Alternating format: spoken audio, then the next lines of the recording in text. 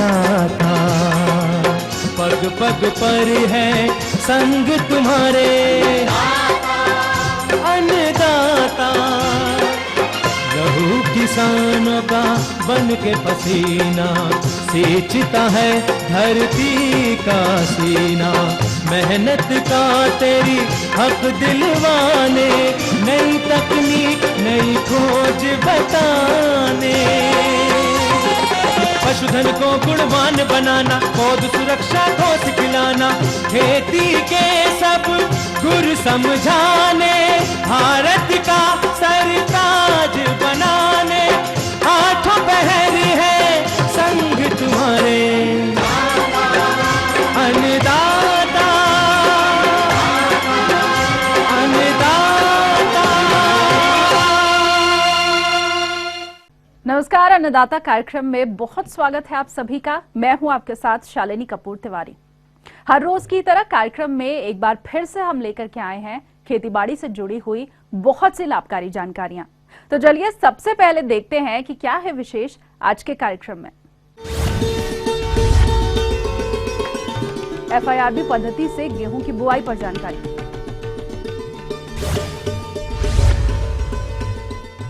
अधिकार प्राप्त करने हेतु ब्रोकली की खेती पर जानकारी। अधिक दूध देने वाली बकरी जमुनापरी नस्ल की पहचान और इनके प्रबंधन पर जानकारी।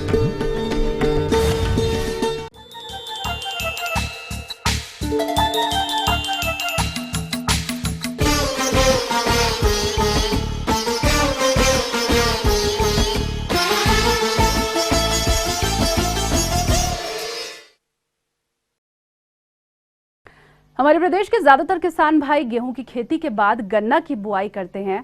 तो जैसा कि गेहूं की कटाई अप्रैल माह में होती है और कटाई के बाद जो किसान गन्ने की बुआई करते हैं उन्हें गन्ने की फसल से बहुत कम उपज मिलती है। और इसी समस्या को ध्यान में रखते हुए वैज्ञानिकों ने FIRB तकनीक विकसित की है और किसानों के बीच ये तकनीक सफल भी रही है। आइए मिलते हैं इस तकनीक को पिछले 4-5 वर्षों से अपनाए हुए पश्चिम उत्तर प्रदेश के किसान दिलीप त्यागी से। कोई भी किसान यदि अपने धान के फसल में के बाद गेहूं बोता है और उसके बाद वो चाहता है कि मैं अपने खेत में गन्ना लगाऊं, उसके लिए ये सबसे उचित विधि है। किसान भाइयों, इस विधि से हम जब भी हमारा धान का खेत खाली हो, हमें सिंचाई पहले से पूर्ववत रखनी चाहिए। हमें खेत की तैयारी में जिंक 2 किलो कम से कम इस्तेमाल करनी चाहिए। 10 किलो जिंक प्रति एकड़ हमें इस्तेमाल करनी चाहिए। 100-125 क्विंटल हमें गोबर का सड़ा हुआ खाद अवश्य इस्तेमाल करना चाहिए, क्योंकि बिना गोबर की खाद के या कंपोस्ट खाद के खेती असंभव है। खाद की मात्रा वही हम रखते हैं जो वैसे रखते हैं आमतौर पर, लगभग 50 किलो प्रति एकड़ DAP, 25 kilo muriate of potash और 25 किलो यूरिया। इस विधि में गेहूं की किसी भी किस्म की बुआई की जा सकती है, लेकिन अपने प्रदेश हेतु गेहूं की उन्नत किस्में इस प्रकार हैं।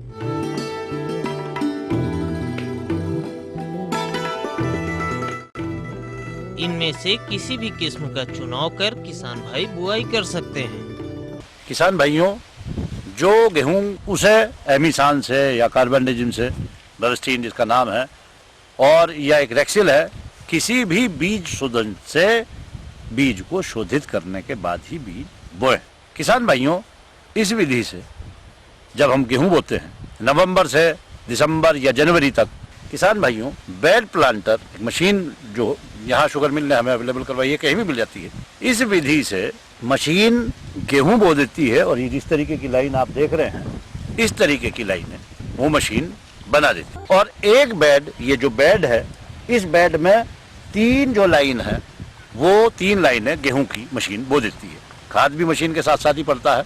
हमें इसमें बोने के बाद लगभग 21 दिन बाद हमें इसमें प्रथम सिंचाई करनी है। सिंचाई के बाद हमें इसमें यूरिया की जो बची हुई मात्रा है 25 किलो प्रति एकड़ पहली सिंचाई पर डाल देनी है। दूसरी सिंचाई में लगभग जो हम दूसरी सिंचाई ही समझें आप, हम फरवरी तक कर पाते हैं। फरवरी में हमें अपने गेहूं, खड़े हुए गेहूं के बीच में जो लाइन हमारी, इनमें हमें अपना 2-2 आंख का गन्ना हमें बोना है, उसकी हमें तैयारी करनी है। उसके लिए हम खूड़ को बीच से, ये जो हमारी लाइन है जो गन्ने के लिए हमने छोड़ी हुई हैं, इसमें कुछ खरपतवार यदि हैं या ये सख्त हो जाती है पानी देने के बाद ज़मीन, उसके लिए हम खुरपे से या फावड़े से थोड़ा थोड़ा सा हम ये खोद लेते हैं, थोड़ी सी बुरबुरी कर लेते हैं खेत बताओ आने पर। उसके बाद किसान भाइयों इसमें हम सिंचाई कर देते हैं और सिंचाई के बाद 2-2 आंखों की जो हमारी टुकड़े हैं गन्ने के, वो हम लाइन के बीच में डालकर पैर से उसे धसा देते हैं जिससे कि वो मिट्टी के अंदर आ जाए। इस विधि से गन्ना बोने के बाद समय से गन्ने की बुआई फरवरी में हो जाती है। गेहूं हमारा अप्रैल में कट जाता है किसान भाइयों, और उसके बाद गन्ना हमारा लगभग 1.5 से 2 महीने का गन्ना हमें तैयार मिलता है, जिसकी सिंचाई करने के बाद हम भाई निराई गुड़ाई कर लेते हैं। तो ये थी कुछ उपयोगी जानकारियां। अब लेंगे एक छोटा सा ब्रेक, जल्द हाजिर होंगे। अधिकार प्राप्त करने हेतु ब्रोकली की खेती पर जानकारी।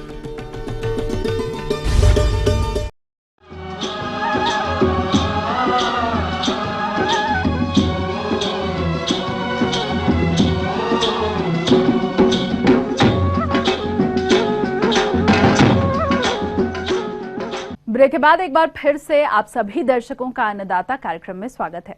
बढ़ते हैं अगली प्रस्तुति की ओर।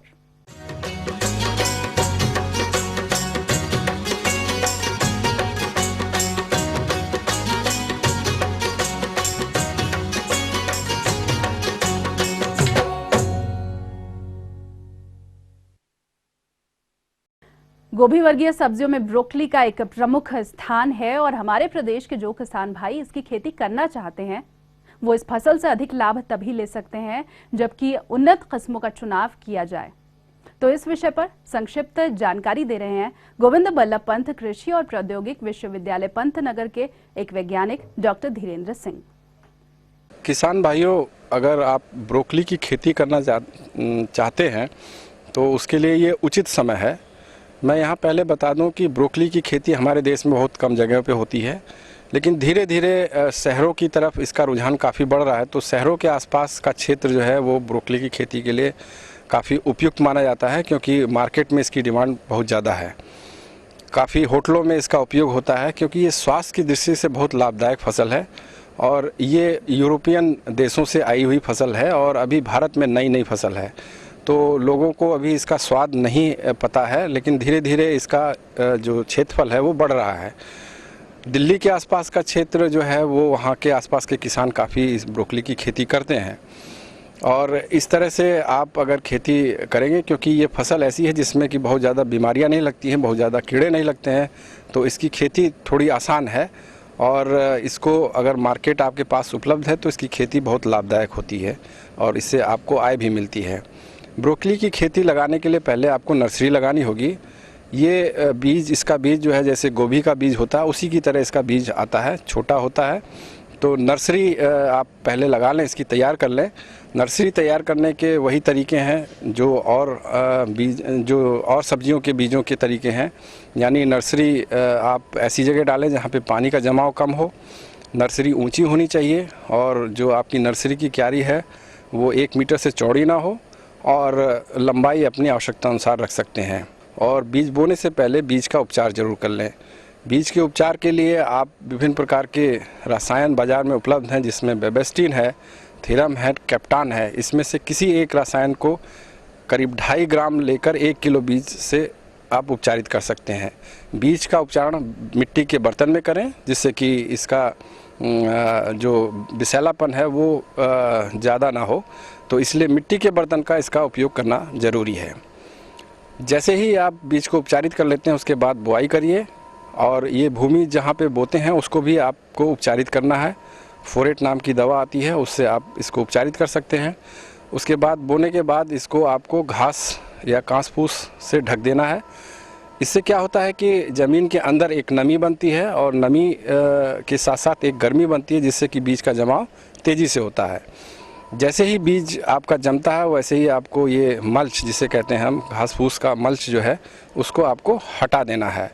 हटाने के बाद अगर आपको ये लगता है कि बहुत ज़्यादा ठंड है तो वहाँ पर पॉलीटनल बना सकते हैं। पॉलीटनल बनाने के लिए पॉलीथीन शीट की ज़रूरत होती है और कुछ बांस का उपयोग कर सकते हैं और चाहे लोहे की संरचना का उपयोग करके आप एक अर्धचंद्राकार जो है वो घर पॉलीथीन शीट का बना लें, जिससे कि पौधों का बचाव हो सके भारी वर्षा से, भारी बर्फबारी से। तो ऐसे क्षेत्रों में जहाँ पे कि बहुत ओलावृष्टि होती है वहाँ पर भी इसका काफ़ी बचाव होता है। पौध जब आपकी 25 से 30 दिन की हो जाए उसके बाद रोपण के लिए तैयार होती है। रोपण के दिन जिस दिन आपने तय किया है उससे करीब 1 हफ्ता पहले इसकी सिंचाई बंद कर दें, और जिस दिन आपको रोपण करना है उस दिन हल्की सी सिंचाई करके पौध को उखाड़ लें।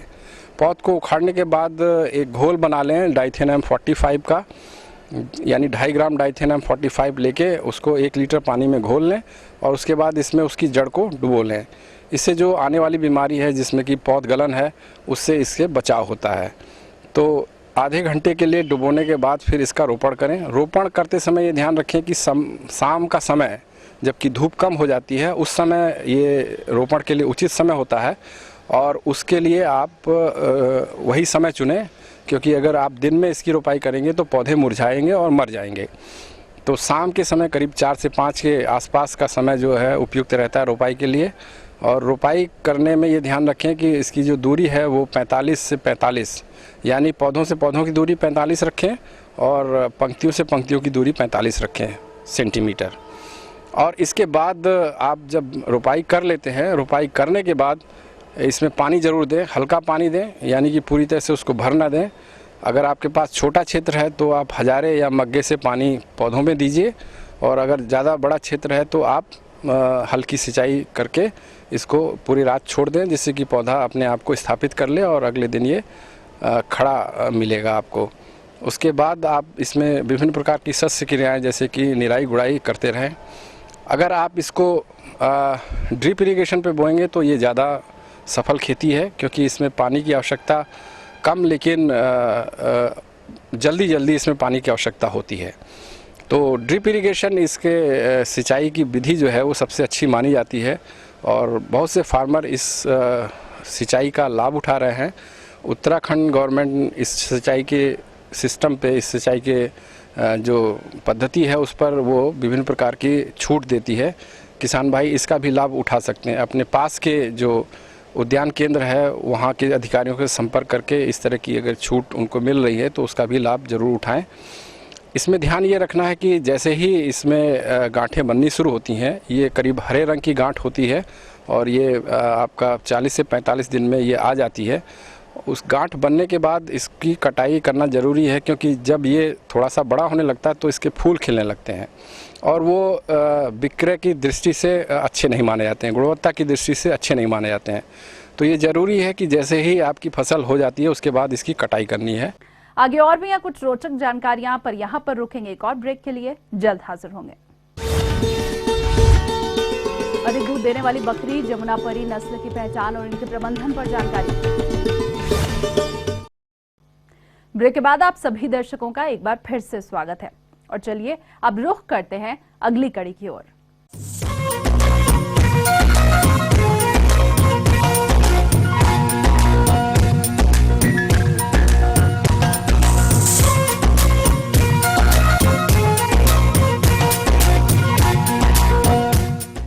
हमारे प्रदेश के ज्यादातर लघु किसान भाई खेती के साथ साथ कृषि सह व्यवसाय के रूप में बकरी पालन करते हैं। किसान भाइयों, अगर आपने जमुनापरी नस्ल की बकरी का पालन किया है तो कैसे करें आप इसकी देखरेख और आहार प्रबंधन? इस विषय पर जानकारी के लिए आइए मिलते हैं केंद्रीय बकरी अनुसंधान संस्थान मखदूम मथुरा के डॉक्टर महेश शिवानंद से। जमुनापरी नस्ल ये बकरियों की सबसे बड़ी नस्ल है। जमुनापरी नस्ल को पहचानने की कुछ 3-4 विशेषताएं हैं। सबसे पहला, जमुनापरी नस्ल का जो रंग है वो सफ़ेद होता है। दूसरा, जमुनापरी की नस्ल के कान बहुत लंबे होते हैं। तीसरी विशेषता ये है, जमुनापरी नस्ल का जो नाक जो है वो तोते के आकार का होता है। और चौथे ये विशेषता है कि इसके पीछे के पैर पे और जांघ के नीचे एक बड़ा बालों का गुच्छा होता है। जमुनापरी नस्ल वैसे तो ड्यूअल पर्पस ब्रीड है, जो कि दूध के लिए और इसके वजन के लिए जानी जाती है। जमुनापरी नस्ल का दूध देने की क्षमता सबसे ज़्यादा है। ये आम तौर पे 1 से लेके 1.5 लीटर प्रतिदिन के औसत से दूध देती है।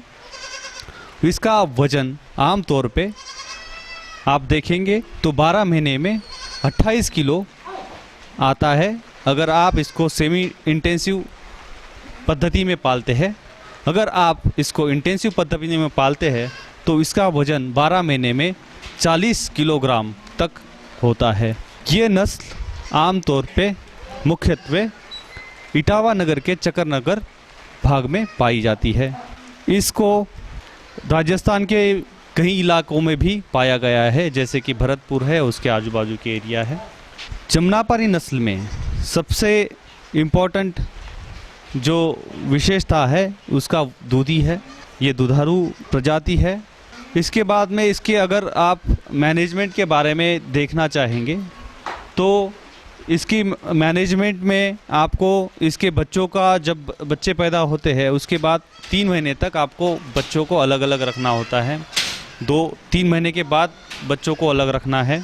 3 महीने तक आप दोनों भी सेक्स के बच्चों को साथ में रख सकते हैं। उसके बाद में आप उनको अलग करना ज़रूरी है। 3 से 6 महीने और 6 से 12 महीने आप उनको अलग ही रख सकते हैं। इसमें वैसे तो आमतौर पे एक ही बच्चा ज़्यादातर आता है। अगर आप देखें तो जो छोटी नस्ल के जानवर है उसमें 2 या 3 या 4 बच्चे देने की क्षमता ज़्यादा होती है, क्योंकि ये नस्ल बड़ी नस्ल है। इसमें बच्चे देने की क्षमता सिर्फ 1 बच्चा देती है ये पर ब्यात, और 2 बच्चे देने की इसकी कैपेसिटी जो है वो 20% है। मीन्स आप 100 बकरियों में से 20 बकरियां जो है 2 बच्चे दे सकती है। सबसे ज़रूरी बात यह है बकरियों में, अगर हमें फ़ायदा हो रहा है या नुकसान हो रहा है ये पता करने के लिए रिकॉर्डिंग बहुत ज़रूरी है और बकरी की पहचान बहुत ज़रूरी है। इसके लिए हम ये करते हैं, जब बच्चा पैदा होता है उसके बाद में हम इसको आइडेंटिफिकेशन मार्क देते हैं, क्योंकि ये नस्ल सफ़ेद कलर की है। इसमें हम सिल्वर नाइट्रेट से उसको पहले तो नंबरिंग कर देते हैं। इसका ये फ़ायदा होता है हमें कि जो जानवर बीमार है, किस बच्चे को किस माँ का दूध पिलाना है, इसके लिए हमें यह सहायता देता है। और किस जानवर ने कितना दाना खाया, किस जानवर में कितना चारा खाया, ये सब करने के लिए हमें आइडेंटिफिकेशन जानवर का करना बहुत ज़रूरी है। ये आइडेंटिफिकेशन मार्क हमें उसका जो है मेडिसिन देने में, कौन सा जानवर कब बीमार हुआ, कब ठीक हुआ, ये सब जानकारी पाने के लिए आइडेंटिफिकेशन बहुत ज़रूरी है। वैसे तो सिल्वर नाइट्रेट बहुत महंगा होता है, मगर किसान भाई सबसे सस्ता एक तरीका और है कि इसको जो हम हेयर डाई होती है हमारी, हम जो सफ़ेद बालों को काला करते हैं, उसको हम सफ़ेद जानवर को आइडेंटिफिकेशन करने में यूज़ कर सकते हैं। सिर्फ उसको जैसे हम बालों को लगाते हैं वैसे घोल के नंबर बना के जिस मादा का बच्चा जो है उसको वही नंबर दिया जाता है, क्योंकि उससे ये पता चले कि इस माँ का ये बच्चा है और फिर हम उससे दूध पिला सकते हैं। सिल्वर नाइट्रेट बहुत महंगा होता है, वो हम सिर्फ फार्म पे यूज़ करते हैं। और दूसरा ये तरीका है, अब किसान भाई पूछेंगे कि हम ये तो सफ़ेद बकरी है, जो काली नस्ल होती है जिनका कलर काला होता है उसमें क्या है, उसमें एक और तरीका है कि आप इसमें टैटूइंग यूज़ कर सकते हैं। टैटूइंग मीन्स गोंदना। एक कान में जो बकरी का कान होता है उसके अंदर की जो त्वचा होती है वो पिंक कलर की होती है और उसमें टैटू या गोंद वो काम आती है, और आप बकरियों को उस तरह से पहचान सकते हैं।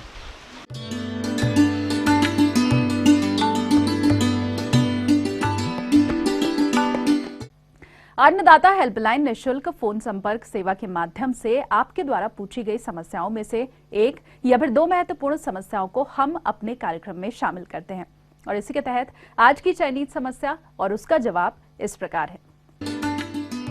निःशुल्क अन्नदाता हेल्पलाइन में आज हमने जिस प्रश्न को शामिल किया है उसे पूछा है उत्तरौला बलरामपुर के नंदलाल चौधरी ने। आपने मोन पालन व्यवसाय में बक्स विभाजन के लाभ पर जानकारी चाहिए है तो इसके लिए देखिए कार्यक्रम का यह अंश। किसान भाइयों, यदि आपने अपने मोन वंशों का माइग्रेशन अरहर, बाजरा, तिल ऐसी फसलों में किया है तो निश्चित रूप से आपके मोन वंश जो हैं वो अब शक्तिशाली हो गए होंगे। और यदि पोलन की वहाँ पे प्रचुर मात्रा है, नेक्टर की मात्रा प्रचुर है और आपके मौन वंशों में नर मधुमक्खियों की संख्या पर्याप्त मात्रा में है तो आप अपने मौन वंशों का विभाजन कर सकते हैं। मौन वंशों का विभाजन करने के लिए सर्वप्रथम मैंने अभी आपको बताया कि ये देख लें कि पोलन पर्याप्त होना चाहिए, पराग की मात्रा पर्याप्त होनी चाहिए, नेक्टर और नर मधुमक्खियाँ आपके मौन वंशों में होनी चाहिए। और यदि बाहर से अच्छी जो फ्लोरा है वो पर्याप्त मात्रा में है तो आप अपने मौन वंशों का विभाजन कर सकते हैं, उसकी तैयारी शुरू कर सकते हैं। यदि सुपर लगे हैं आपकी कॉलोनी के ऊपर तो आप सुपर से विभाजन कर सकते हैं, एक मौन वंश से एक विभाजन कर सकते हैं। और यदि सुपर नहीं है, केवल ब्रूड चैम्बर है, तो 10 फ्रेम में अगर आपकी कॉलोनी है तो आप उसमें से मिश्रित विभाजन कर सकते हैं।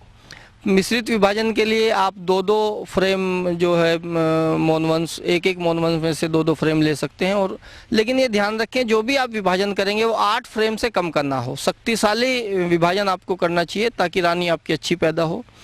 क्योंकि कुछ किसान भाई देखने में आता है कि 2 या 3, 4 या 5 मौन वंशों का विभाजन करते हैं लेकिन उससे रानी उतनी अच्छी गुणवत्ता की नहीं बन पाती कि उसकी एगिंग कैपेसिटी बहुत ज़्यादा हो और वो इतने अंडे दे सके कि आपका मौन वंश जो है वो सुपर ले सके। किसान भाइयों, जब आप मिश्रित विभाजन करते हैं तो मैंने आपको बताया कि 8 फ्रेम आप उसमें 2-2 फ्रेम 4 मौन वंशों से लेकर के विभाजन कर सकते हैं। उसमें ध्यान रखें कि ताज़ा अंडा 24 घंटे का अंडा जरूर होना चाहिए। अंडा, लार्वा, प्यूपा ये आप पहले लें और उसके बाद अंडे के फ्रेम लें, प्यूपा के फ्रेम लें, लार्वा मिश्रित फ्रेम भी ले सकते हैं लेकिन 1 दिन का अंडा जो है उसमें अवश्य होना चाहिए। 1 फ्रेम पोलन और 1 फ्रेम फीड। उसके बाद जो आपके पास ज़्यादा मात्रा में हो वो आप ले सकते हैं। इस प्रकार 8 फ्रेम का विभाजन आपने किया तो लेकिन ये ध्यान रखें कि जिस मोनाले से मिश्रित विभाजन आपने किए हैं वो वहाँ से 3 किलोमीटर से दूर आपको ले जा करके रखने हैं।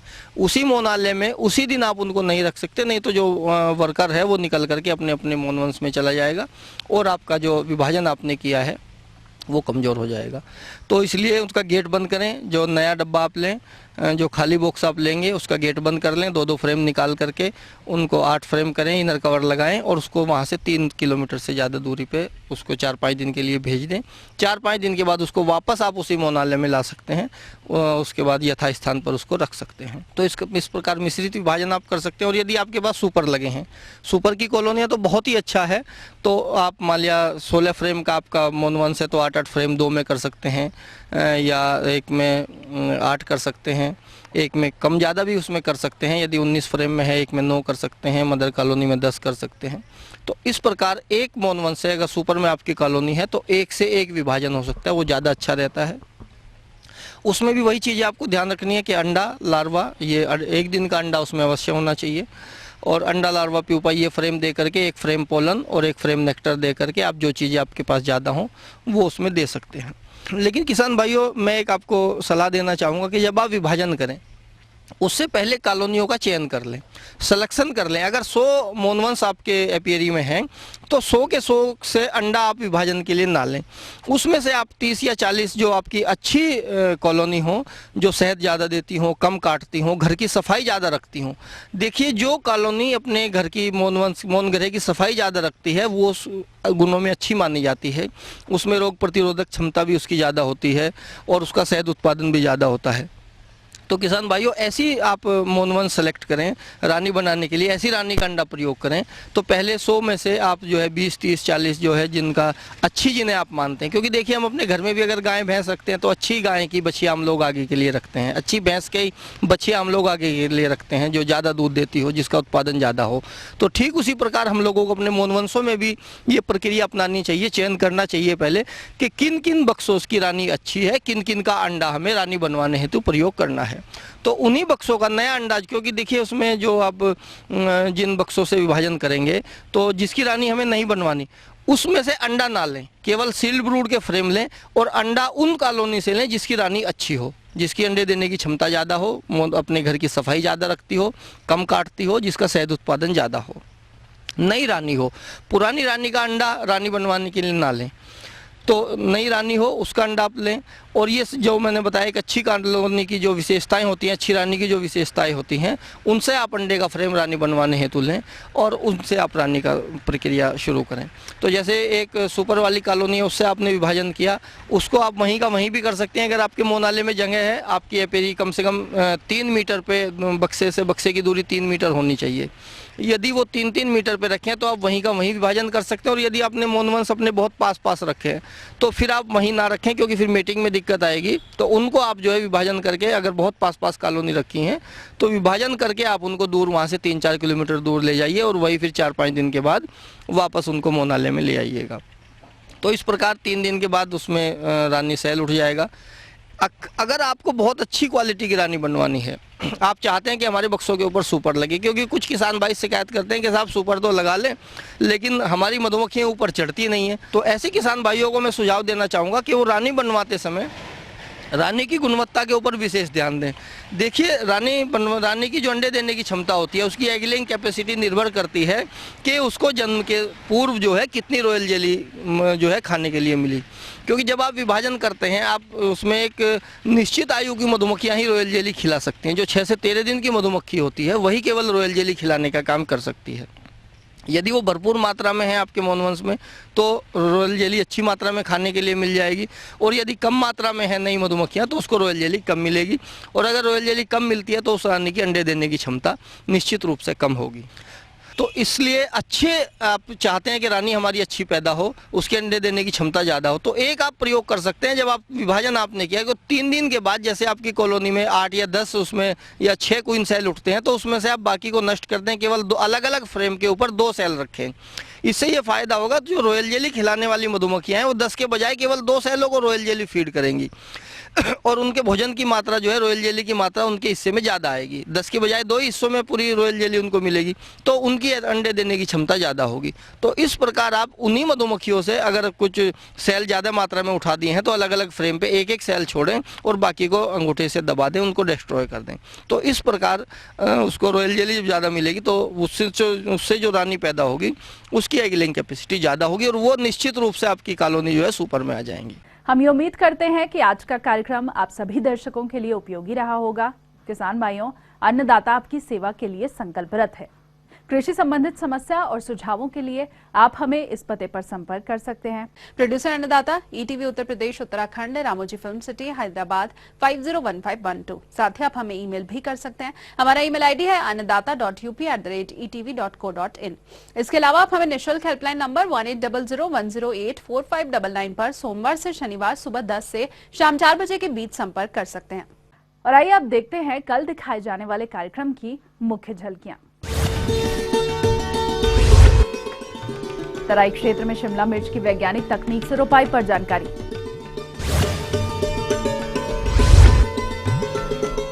केला की फसल में किए जाने वाले प्रबंधन कार्यों पर किसानों का अनुभव। तो फिलहाल अन्नदाता की पूरी टीम को दीजिए इजाजत। कल फिर से इसी समय आपसे मुलाकात होगी कृषि संबंधित कुछ और महत्वपूर्ण जानकारियों के साथ। नमस्कार।